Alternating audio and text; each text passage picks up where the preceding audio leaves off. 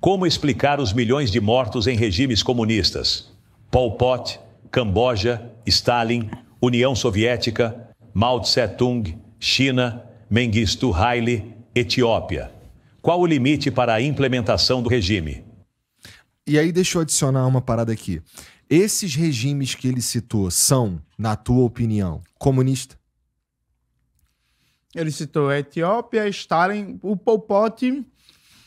Quem mais apoiou o Khmer Vermelho, né, que era a organização política dele, foi o governo Thatcher e o governo Reagan, né, para combater a China. Então eles eram apoiados pelos Estados Unidos e pelo Reino Unido. Os Estados Unidos faz isso direto. Exatamente. Agora, veja, vamos lá.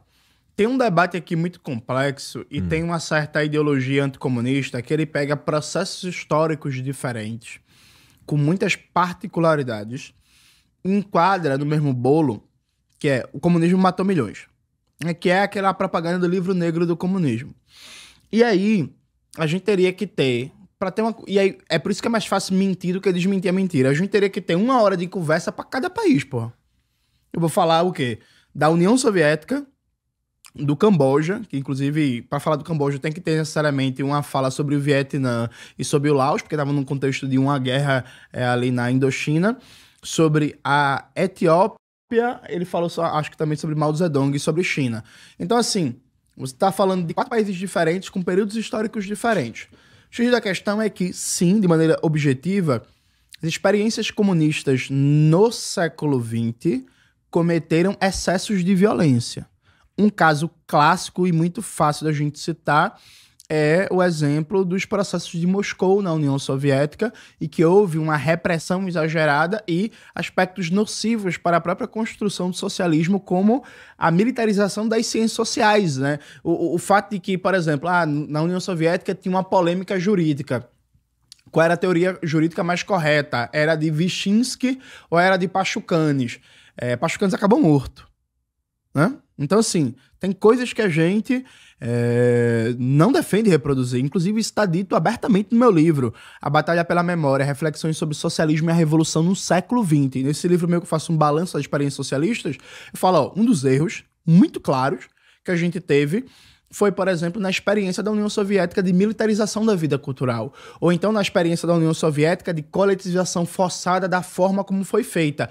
E que, inclusive, na própria prática, o movimento comunista já aprendeu. Na China nunca aconteceu uma coletivização forçada como na União Soviética. Nem no Vietnã, nem em Cuba, por exemplo. Agora, veja. Esse debate é feito dentro de uma lógica de tentar negar o direito de defesa às experiências socialistas. Porque agora o Brasil está entendendo um pouquinho mais do que sofre um país socialista, porque a gente está sendo atacado e sancionado pelo Trump, né? E a gente está sentindo um gostinho do que mas é bom que aí sobra mais café pro Brasil, olha aí. Mais ou menos, a depender da iniciativa do governo. Se o governo entrar com um programa de compras governamentais e garantir a lucratividade desse setor e distribuir para o mercado interno, sim. A depender da importância que tenha o mercado estadunidense para o setor, se o governo não entrar com uma política muito robusta, esse setor pode quebrar e ter problema de oferta, né?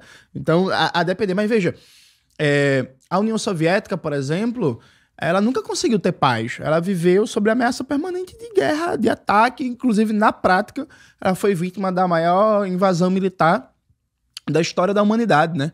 Que foi a Operação Barbarossa da Alemanha nazista, que acabou matando mais de 20 milhões de soviéticos, sabe?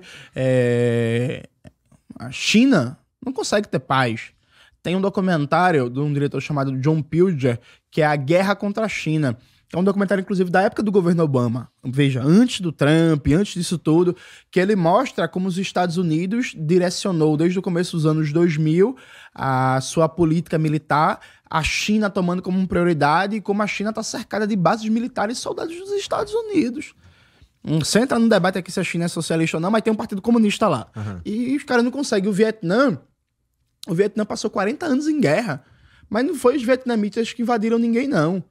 Né? Eles eram colônia da França, lutaram para se libertar, e aí depois foram invadidos pelo Japão, derrotaram o Japão, mas foram invadidos pela França de novo, aí derrotaram a França, depois foram invadidos pelos Estados Unidos. Então, se fala da repressão das experiências comunistas, parece que os comunistas eram a galera mal do coração, né? Tava tudo bem, uma paz, todo mundo era Mahatma Gandhi, todo mundo fofinho e tal. Os comunistas começaram a matar pessoas. Veja, o próprio clima de cerco econômico, o próprio clima de pressão é para induzir erros no processo comunista.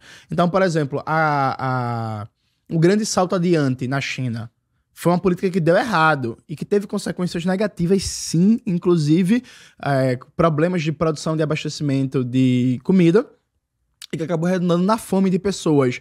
Mas o que a maioria das pessoas não fala é que o grande salto adiante foi uma política feita porque a China não tinha autossuficiência na produção de alimentos na época e os Estados Unidos impôs um bloqueio econômico global à importação de alimentos para a China. Então, ou os caras aumentavam o mais rápido possível a produtividade ou eles iam passar fome de toda forma. Não conseguiram ter uma política eficiente, mas isso foi fruto de uma política aberta dos Estados Unidos de impedir importação de alimentos para a galera passar fome, sabe? Então, veja, a liberdade custa caro. Lutar para nosso povo ser livre, lutar para a gente ter um país realmente soberano, a gente vai enfrentar a maior potência da Terra. Veja, o governo dos Estados Unidos está dizendo que quer as terras raras do Brasil. Se a gente começa um projeto político em que a gente diz que a soberania brasileira vai estar em primeiro lugar e que as riquezas do Brasil vão ser usadas para a maioria do povo, vai ter briga. Vai ter tentativa de golpe de Estado, vai ter sabotagem, vai ter assassinato político, sabe? E num processo de luta, de resistência, a gente pode até cometer alguns erros. Agora, eu garanto a você, Igor, que na história da humanidade, o comunismo, ele não praticou as maiores barbaridades, não. Ele tem um papel positivo, um papel emancipador. Veja, foi a gente que derrotou o nazismo, né? A gente teve um papel fundamental na libertação das colônias de África e Ásia.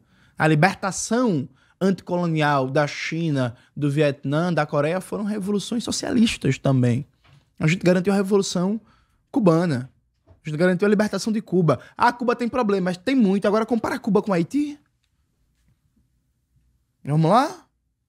Percebe? Então, eu acho que a gente tem críticas às experiências do século XX, mas eu garanto a você que o saldo é profundamente positivo. E aí, tem várias coisas pra gente falar, mas eu reforço. Eu fiz esse debate no meu livro, porque alguém pode pensar assim, mas como é que tu é comunista hoje se todas as experiências deram errado? E é esse meu argumento. Elas não deram errado. Elas foram derrotadas. Vamos fazer a metáfora futebolística? Porra, chega na final da Champions League e tu perde o título. Pô, perdeu o título, né? Mas foi um fracasso? Não, pô, tu chegou na final, né? Então a Internazionale de Milão levou um amasso do PSG na final das Champions? Levou. Foi feio. Mas, pô, chegasse na final da Champions, né? Com a campanha foda, Com a campanha foda. Então a experiência socialista foi isso. A gente perdeu no final do século XX, mas a gente chegou na final da Champions. E chegando nessa final, a gente conseguiu ter muitos ganhos para a humanidade. Eu afirmo categoricamente que, por exemplo, se não fosse o movimento comunista, ainda hoje o mundo seria colonizado, teria colônia a rodo em África e Ásia, negro não votava, mulher não votava e a gente não teria direitos trabalhistas. Sabe qual foi o primeiro país do mundo a estabelecer o sufrágio universal, o direito de voto para todo mundo? A União Soviética. Sabe qual foi o primeiro país do mundo a estabelecer uma legislação antirracista e considerar racismo, a palavra racismo, algo negativo? A União Soviética. Sabe qual foi o primeiro país do mundo a garantir para todos os trabalhadores jornada de trabalho de 8 horas, com direito a férias, licença, seguro-saúde e tal? A União Soviética. Então, tudo experiência nossa que, por pressão do movimento comunista, o mundo capitalista absorveu. Né? Porque tinha, inclusive, que dar alguma resposta para os trabalhadores para afastar eles do comunismo. Então, para afastar do movimento comunista, a gente dá os anéis para não perder os dedos. Inclusive, o mundo piorou, porque depois de deixar de ter um campo socialista, a burguesia hoje ela não tem mais medo. Ela não dá mais os anéis para não perder os dedos. Tá ligado? Porque boa parte das conquistas do século XX que a gente teve no mundo capitalista, a gente teve porque do outro lado lá tinha um lobo mau e que se você não melhorasse a vida dos trabalhadores, poderia ser que eles fossem pro comunismo. Tá ligado? Entendi.